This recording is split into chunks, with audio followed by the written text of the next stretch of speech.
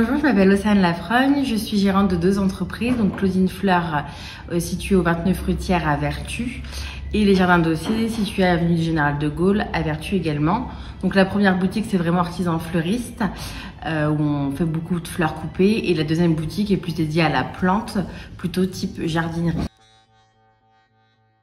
Donc j'ai un CAP et un BP fleuriste que j'ai fait, donc surtout le BP fleuriste au CFA de Châlons en Champagne. Bon, parce que c'est le métier qui me correspondait le mieux. Très bonne, des très bons formateurs, une bonne entente au niveau des filles de ma classe. Tout ce qui était aspect technique, qu'on a vu énormément avec les formateurs au CFA, et tout ce qui est la vente aussi qui m'a énormément aidée. Eh ben moi j'ai toujours travaillé, j'ai fait mon apprentissage avec où j'ai repris la boutique, donc ça s'est fait très bien. Pas eu de soucis particuliers. Donc une fois que j'ai repris Claudine Fleur, donc du coup 4 ans après, j'ai repris les Jardins d'Ossé, qui est plutôt une jardinerie. On va dire au niveau de la gestion, des fois on n'achète pas assez par rapport à ce qu'on a peur d'acheter. Des fois on achète de trop.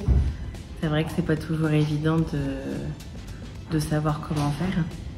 Mais bon, après tout se corrige.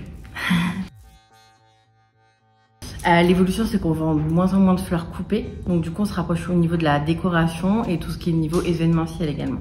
Ben, c'est vrai que la fleur coupée, ça fait partie de notre première corps de métier, on va dire. Mais aujourd'hui, la fleur coupée est tellement chère qu'il faut trouver plein d'alternatives pour arriver à la vendre.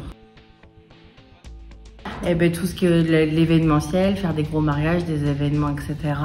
Et puis se retourner plutôt vers de la plante. Côté un peu jardinerie, etc. Les clients on vend beaucoup plus de plantes que de fleurs coupées. Le fait que ça fonctionne et puis j'ai pu embaucher, donc j'ai développé l'activité. Alors le message que je pourrais faire passer, c'est qu'il faut toujours s'investir et puis se faire confiance.